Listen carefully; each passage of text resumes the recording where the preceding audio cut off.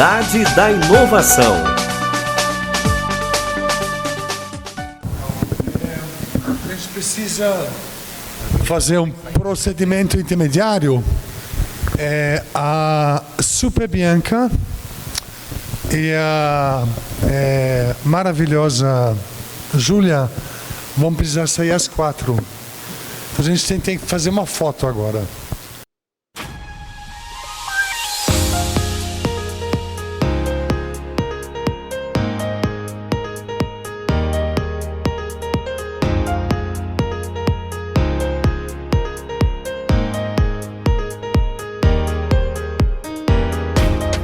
Como o senhor Jardel Ferreira, a Michele, a Bianca, a Júlia e eu.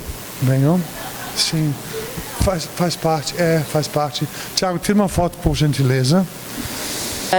Não sei se eu vou fazer só para uma, mas assim, para deixar aqui aberto, assim, caso alguém queira acrescentar alguma coisa, porque eu acho que é algo que eu gostaria de conhecer, assim. Que mais cedo a gente estava conversando sobre participação em eventos, né? Tipo assim, como isso poderia ajudar nas conexões, né, que se cria num ecossistema, assim, igual a Cidade da Inovação, por exemplo. E me veio essa dúvida de como que seria, assim, para definir, assim, mapear quais seriam os melhores eventos, assim, para participar. Se vocês costumam fazer isso, qual estratégia, assim, seria interessante? Beleza, você diz para uma perspectiva para você ou numa perspectiva do negócio? Fiquei até em dúvida, assim, acho que os dois, talvez. Tá. Pensando na perspectiva, assim, né, para você, né, ou enquanto indivíduo, é importante a gente entender que fase que a gente está ali da jornada da inovação. Se a gente está começando, ou se a gente já conhece um pouquinho, ou se a gente já tem uma certa maturidade, para a gente poder fazer essa curadoria, né, do que a gente escolher e para onde a gente vai, né, não só aqui nos eventos aqui do estado, como nos eventos, né, Brasil afora, que tem muita coisa legal e é importante também se conectar aqui e fora para poder oxigenar e fazer os benchmarks e ter as suas conexões. Enquanto a negócio, a gente faz muito baseado no nosso, quais os objetivos que a gente quer atingir, né? A gente sempre pensa em 2 pontos, né? A gente vai para eventos com o objetivo de oxigenar nossa equipe, né? Por meio de treinamentos, é uma forma da equipe amadurecer conhecimentos também, mas também da gente conhecer novas pessoas, prospectar novas empresas e, enfim, se conectar e conhecer novos parceiros, né, para poder fazer essa ativação da rede, porque um hub de inovação ele precisa estar em rede, né? Então ele precisa ter essa ativação, né, seja local, seja nacional, seja internacional. Beleza?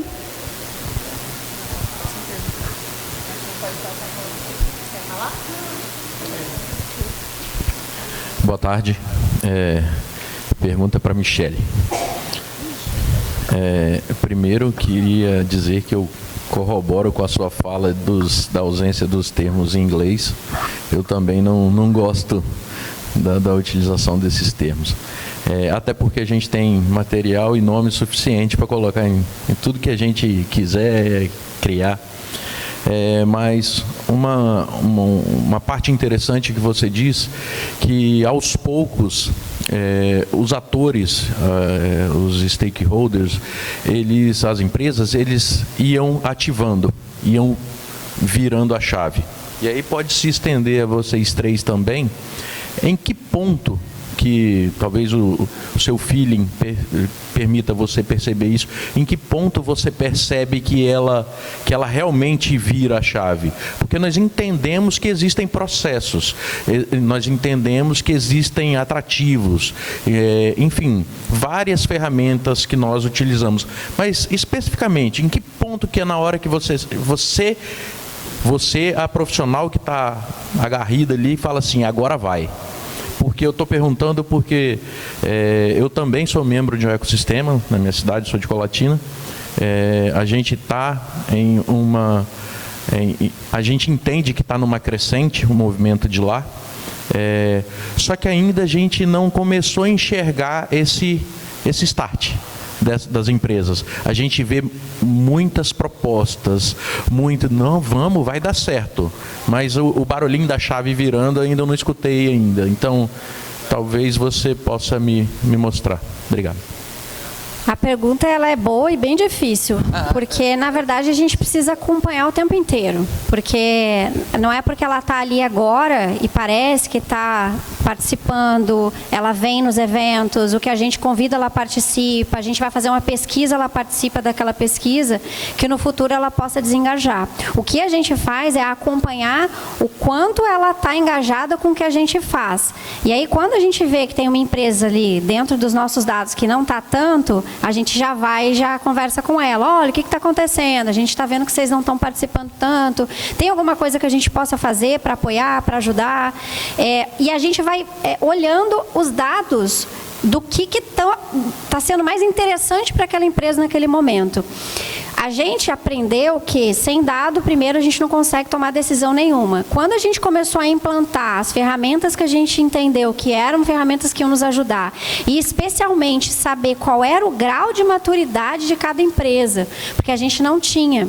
A gente ficava muito assim, fazia uma coisa muito simples de uma ferramenta online, que 2 pessoas respondiam, 2, 3, umas vezes, e por aquilo a gente entendia, o grau de maturidade dessa empresa é X, pela perspectiva de uma pessoa. Todos aqui que pesquisam sabem que essa estatística é furada. E quando a gente entendeu, não, a gente precisa ter uma ferramenta que de fato meça esse grau de maturidade. Aí a gente começou a medir, começou a entender que nem tudo que a gente faz é para todo mundo. E quando a gente entende que cada uma está num estágio, e a gente começa a entregar coisas para elas que fazem sentido para aquele estágio. A gente começa a entender que elas não fazem porque elas não sabem o que elas têm que fazer. E a gente ajuda elas a construir essa tese. Olha, então vamos começar por aqui. Vocês vão fazer isso, isso e isso. A gente cria gamificação, onde a gente pontua. Inclusive, a gente mostrou ontem. A gente tem um game hoje no Base 27 entre as empresas mantenedoras. Não é para gerar competição, é para gerar engajamento. Porque assim elas engajam, porque o ser humano ele é competitivo por si só, e a gente precisa usar isso a favor, para criar a colaboração, para criar a confiança. Então, é nisso que a gente começou a apostar. E quando a gente vê que os números mostram, elas estão participando, elas estão mais ativas. Por quê? Porque a gente tomou a iniciativa de medir essas coisas, de acompanhar o que a gente estava propondo. Aí a gente começa a entender que está havendo mais engajamento, que os eventos estão lotando, que eles estão querendo vir, que as startups estão vindo e eles estão se conectando com a startup, estão entendendo que a startup trouxe uma solução bacana, que ajudou e aquilo gerou valor, ou uma outra conexão com alguma outra empresa. A Time Now, por exemplo, ela tem uma solução de transformação digital. Tinha uma empresa que queria uma solução de transformação digital, tipo, a Time Now faz. Então, conectou e gerou negócio entre elas. E aí isso começa a entrar na cabeça delas, poxa, eu encontro aqui soluções para coisas que me doem. Não é fácil, a gente está há 4 anos fazendo esse processo e te digo que ainda temos muito chão pela frente. Mas a gente já venceu algumas barreiras que antes para a gente eram desafios daquele vale da morte que eu falei. Ou a gente fazia ou a gente sucumbia. E não é diferente, a gente não pode achar que está por cima da carne seca, porque não está. A gente precisa estar olhando para a coisa com muito carinho, muito cuidado, muita parcimônia, e aí acompanhando. Mas assim, hoje eu já consigo ter não só um feeling, mas olhar os dados e eles me dizerem que de fato essa comunidade está equilibrada. A partir do momento que isso começar, essa medida começar a cair, aí eu vou para entender o que está me dizendo, para eu poder agir. Eu estou preocupada com o horário, 4 horas eu preciso falar. Assim. assim, não em perspectiva do hub, tá? Numa perspectiva geral, né? Falando o que o empresário ali, por que ele vai começar a fazer isso, né? Ele tem uma questão de colaboração, ele é um entusiasta, vamos lá, vamos fazer, eu vou colaborar, mas de fato, assim, a gente, na minha perspectiva, na perspectiva de negócio, vira-se a chave quando ele coloca o investimento na mesa. Né? Então, assim, quando ele começa a investir em você, porque ele confia em você e ele aposta na sua proposta, ele aposta em estar no base, ele aposta numa startup para poder gerar negócios para impulsionar a competitividade e a produtividade. Porque, no final das contas, é claro que tudo é movido pelas pessoas, mas o empresário, a confiança dele, a gente mede pelo quanto de investimento que ele está colocando ali, né, naquela questão. Se ele não põe nada e ele fala que ele quer fazer não olha, então assim, tem alguma coisa ali que não está funcionando nessa engrenagem, porque inovação, assim, vocês sabem que num ecossistema, e para a gente poder rodar a roda da inovação, precisa de investimento, né? Seja mínimo que seja, precisa fazer algum tipo de investimento, seja nas pessoas, seja numa solução, né? Seja num novo processo, né? Então, precisa apostar, assumir risco para poder gerar valor. Gente, vou pedir licença, porque eu realmente tenho que entrar numa reunião 4 horas.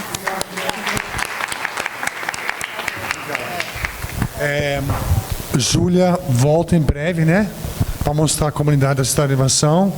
Bianca sempre volta, né? Dá um abraço no Iomar, no Naldo, por favor, tá? Michele fica mais um pouco, vai embora. Fica. Tem perguntas para Michele? Eu tenho uma pergunta. Por favor.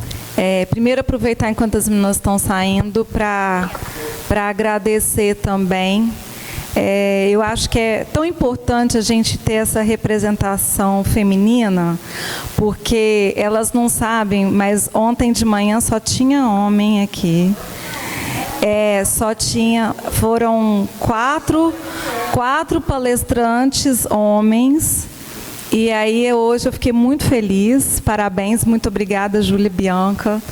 E eu queria tocar num assunto assim, que é a questão da inteligência artificial chegando nesse ambiente, né? Eu tive a oportunidade de ouvir o Capra na ASX falando de análise de dados, e ele apresentou um número muito interessante, que 70% das decisões de negócios não são baseadas em dados.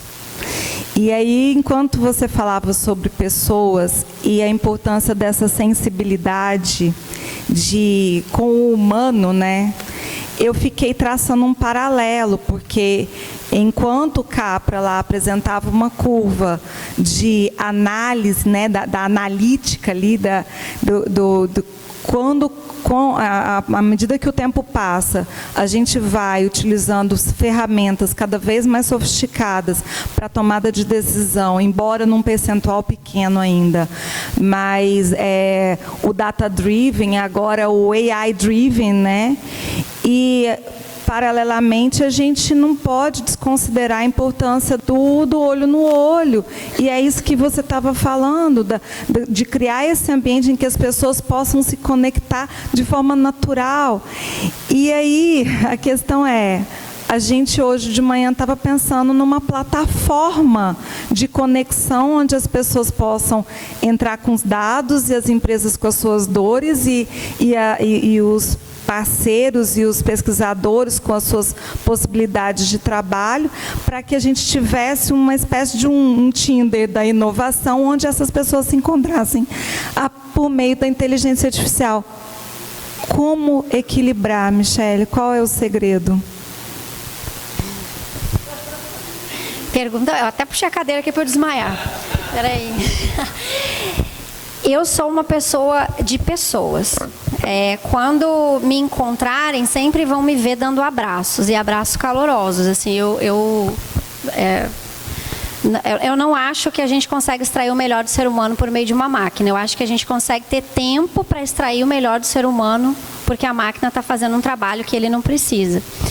E aí, quando a gente pensa que... E aí, a minha perspectiva, e eu gostei da palestra do Walter Longo, inclusive, a gente chamou ele para o Conecta CEO para falar para os nossos executivos, porque ele traz essa perspectiva da inteligência artificial para os empresários não temerem, porque ela não vai substituir ou fazer com que as empresas, enfim, demitam pessoas. Ela vai dar tempo para que ele possa olhar para as pessoas. Por quê? Porque ele vai ser mais produtivo com coisas operacionais. As pessoas vão ser produtivas com coisas operacionais.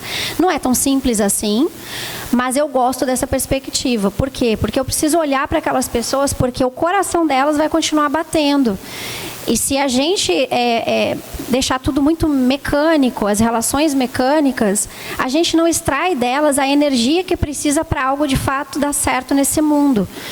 A gente não consegue fazer com que elas se conectem com um propósito de verdade, com verdade, e traga outras pessoas. Sabe por quê? Porque a inteligência artificial, ela vai chegar em quem já está conectado. Muito mais fácil.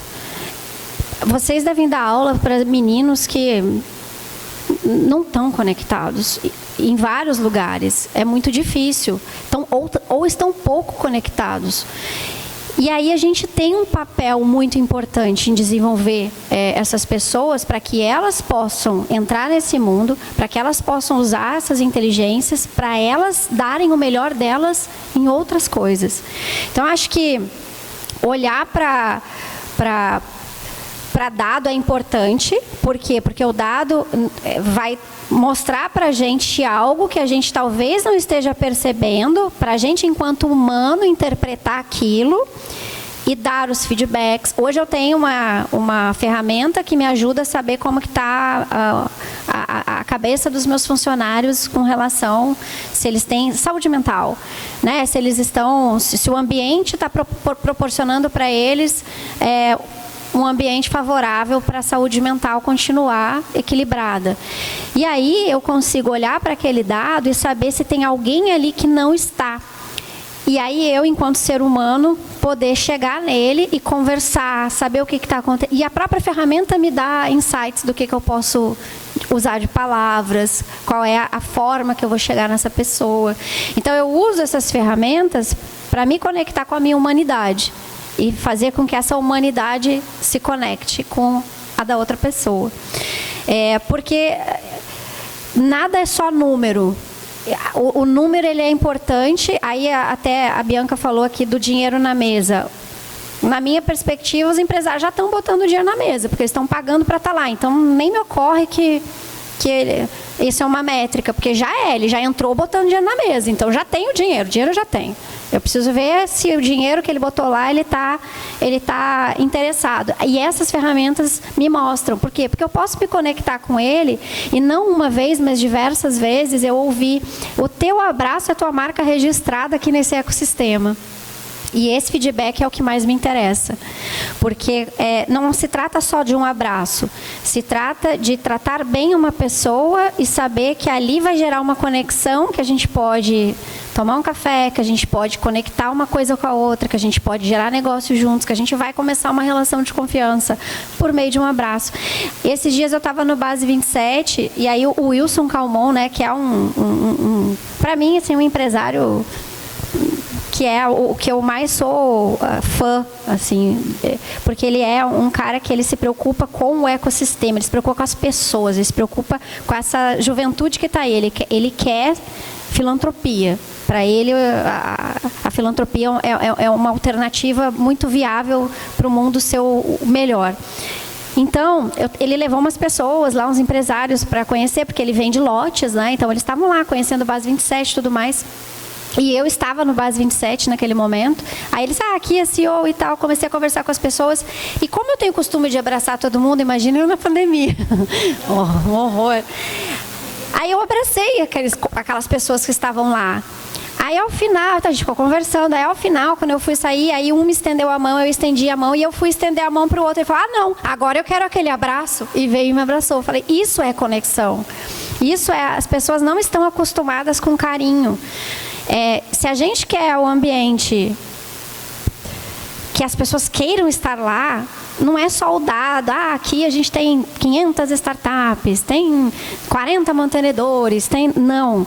É muito diferente disso. Isso é importante, são os 40 que pagam a conta, mas o que é mais importante é a gente gerar conexões de valor, de humano para humano, solução não só para um negócio, mas de humano para humano, porque as coisas vão se conectar dessa maneira. Então, acho que talvez o que a máquina vai fazer, e eu não estou com medo dela mais, a gente fica, mas eu não estou mais com medo, mas o que a inteligência artificial e tantas outras vão fazer é nos dar tempo para a gente voltar a ser humano. E a gente vai precisar utilizar ela, porque a máquina, ela está aqui, ó. Se eu não mexer nela, ela não vai fazer nada sozinha. Então, eu não tenho que ter medo dela, ela que tem que ter medo de mim, porque eu toco no chão, eu quebro. Então, a ideia é justamente isso, usar ao nosso favor para a gente poder se relacionar como humanos, que hoje eu acho que é o gap. A humanidade está perdida e está entrando, perdida no sentido de conexão próxima, e a gente está entrando em escassez, e tudo que é escasso é caro. Custa caro.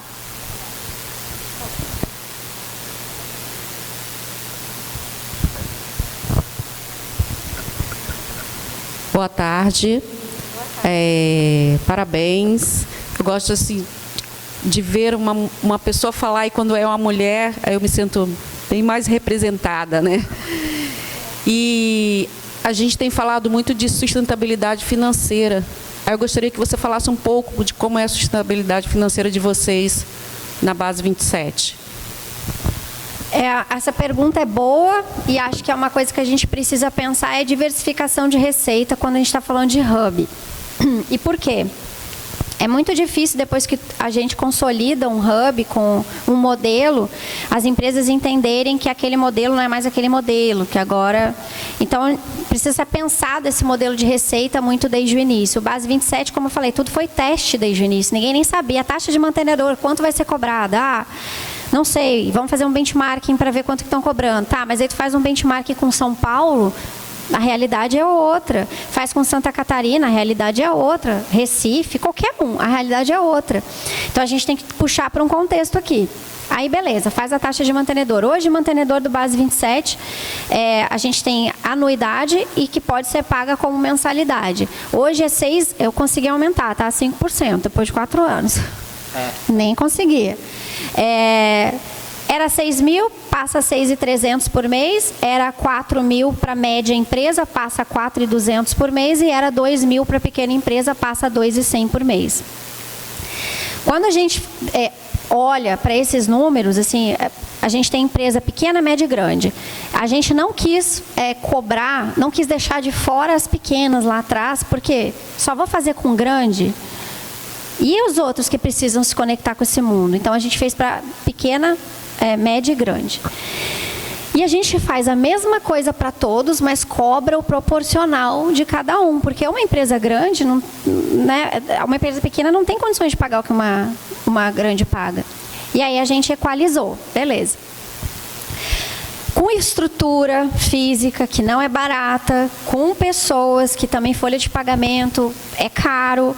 Hoje a gente sempre olha para a CLT, porque a gente é uma associação, então a gente não contrata PJ, porque existe uma associação que é responsável civilmente por qualquer coisa no Base. Aí, poxa, 10 empresas são associadas. O Base 27, na sua estrutura jurídica, só para vocês entenderem, é uma associação sem fins lucrativos. As empresas fundadoras, lá atrás, que são 10, abriram essa associação, porque o nosso jurídico entendeu, junto com esses empresários, que era a melhor forma de ter um CNPJ. Aí eles entraram como associados, mas eles são mantenedores e pagam a mesma coisa que os demais mantenedores. Os outros entram como mantenedores. Qual é a diferença entre o mantenedor e o associado? O associado tem poder de decisão sobre algumas questões, como, por exemplo, posse de diretoria, posse de conselho, se a mensalidade vai aumentar, destituição de algum membro do conselho, essas coisas mais burocráticas. E é isso, a obrigação deles para além do mantenedor. Até para facilitar essa gestão, se a gente faz uma associação comum, a complexidade de trazer todo mundo, de ter quórum para votar e tudo mais, então ficou entre as fundadoras. E hoje até facilita o processo quando a gente traz novas empresas. O fato é que a mensalidade, dado todos os custos, ela é um desafio. Hoje ela é um desafio para a gente. Mas a gente tentou aumentar esse valor e as empresas elas não sentem que isso deve ser a direção. Quando a gente levou, né, eu vou falar que o base tinha uma defasagem já de 4 anos, porque a gente estava com a mesma taxa de mensalidade desde 2020. Poxa, mas a gente já teve várias situações de aumentar dissídio de funcionário desde então. Desde 2021 a gente tem funcionários próprios, são 12, 4 comigo são estatutários. Os demais são CLT, então a gente tem uma carga e tudo mais. E aí é bastante desafiador. Aí a gente começa a trazer algumas diversificações de receitas. Vamos fazer um programa de aceleração, tá? Tem o edital do Sebrae, vamos captar esse recurso. Ok, conseguimos. Só que o recurso não entra para o Hub, ele entra para a gente contratar uma empresa para fazer o programa de aceleração. Então eu não gasto com... Inclusive a minha equipe trabalha com o salário que eu pago, mas esse valor ele tem que ser para a empresa que vai acelerar, e é pago por startup, né? Um valor, os 270 mil do edital, dividido pelo número de startups que vão ser aceleradas ou pré-aceleradas. Aí a gente começa a colocar soluções com parceiros estratégicos, porque uma outra coisa importante é que o Base 27 não é uma consultoria, a gente não pode ser reconhecido como tal, porque senão a nossa cobrança vai ser como cliente, empresa que é um fornecedor. E não é essa relação que a gente quer para o ecossistema ser construído. Então, a gente traz parceiros estratégicos. O que a gente é uma ferramenta, e isso eu digo para todos os nossos mantenedores. O que a gente é uma ferramenta para te ajudar a solucionar problemas. Usa o Base 27 como uma ferramenta que vai te conectar com a solução para o teu desafio. E não importa qual seja o desafio. Esses dias tinha uma empresa que é muito importante para o Base, que ela estava com um problema de fato de saúde mental com os funcionários. E aí a gente conectou com uma solução de saúde mental. E ali por isso é importante de ter a tecnologia rapidamente conseguiu olhar para aquela empresa e identificou que tinham 5 funcionários que já estavam com indícios suicidas. E a gente conseguiu intervir.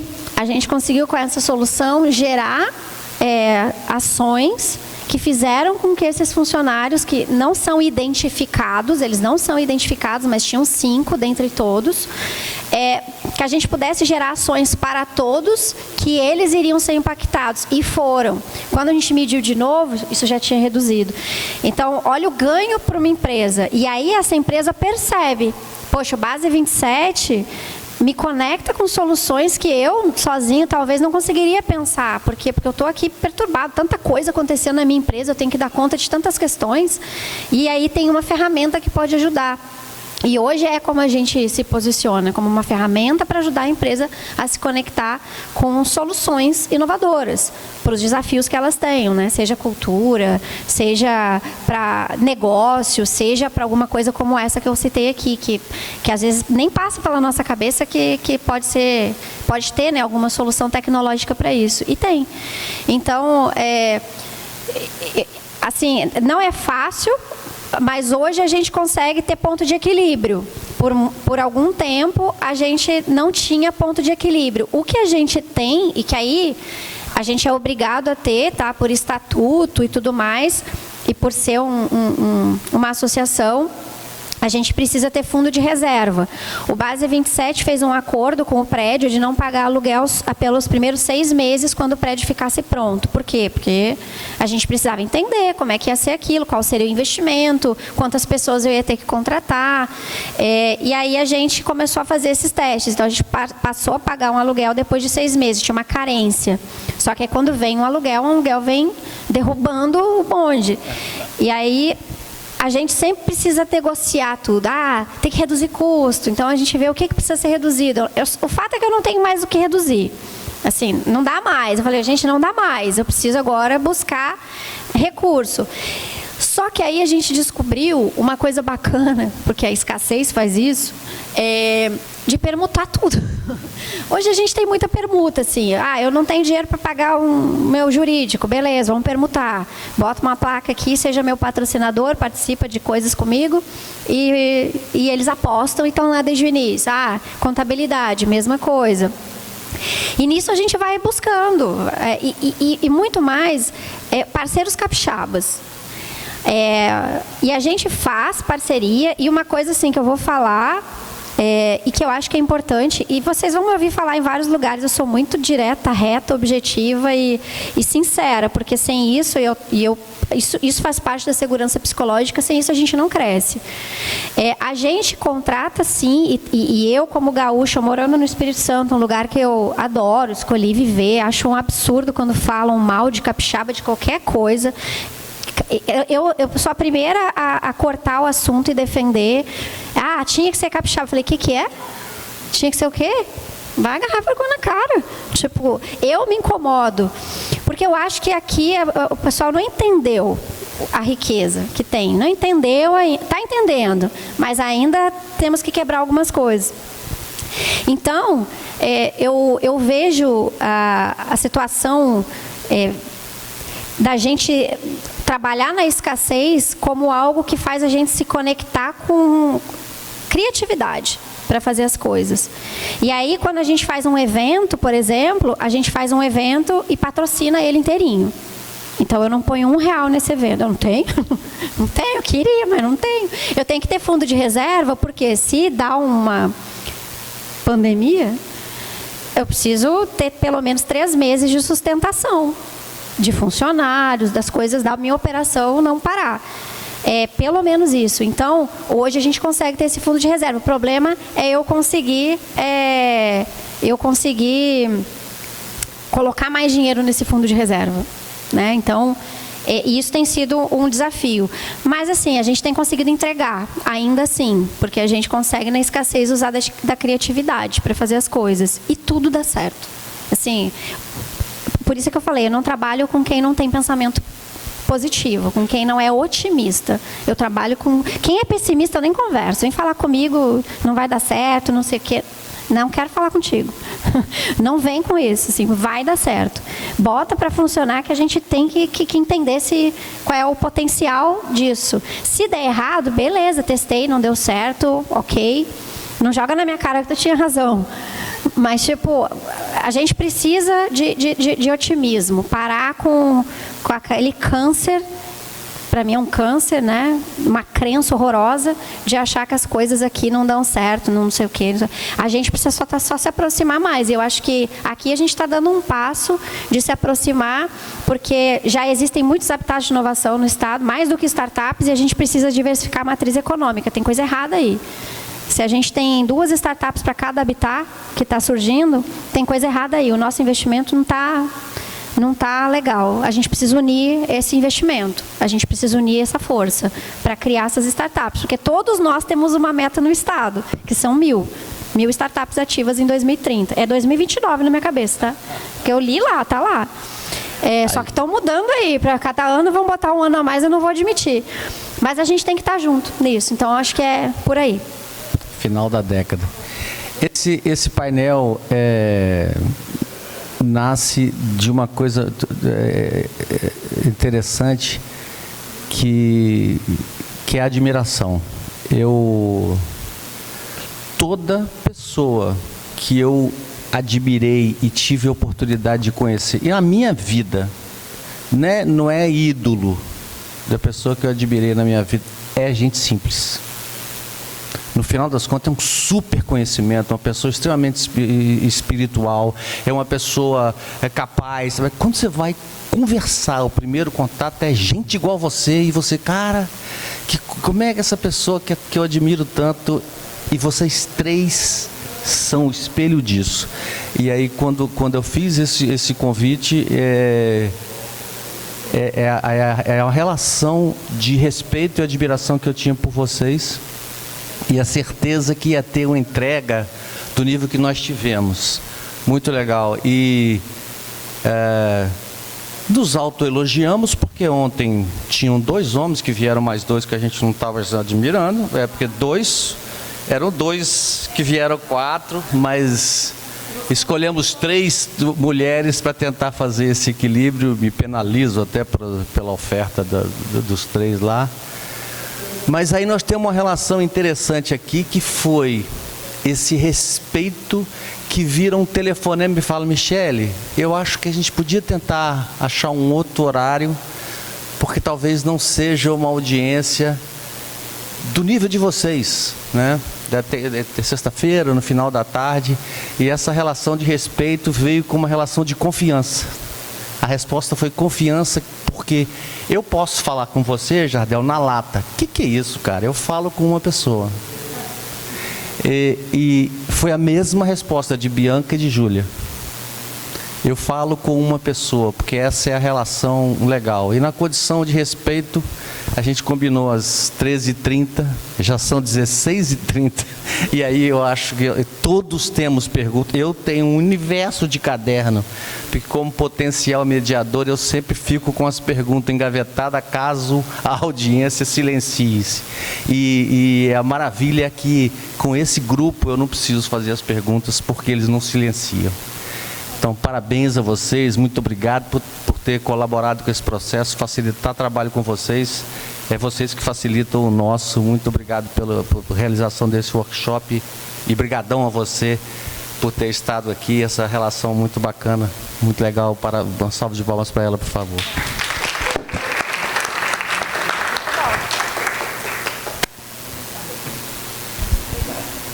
Um abração.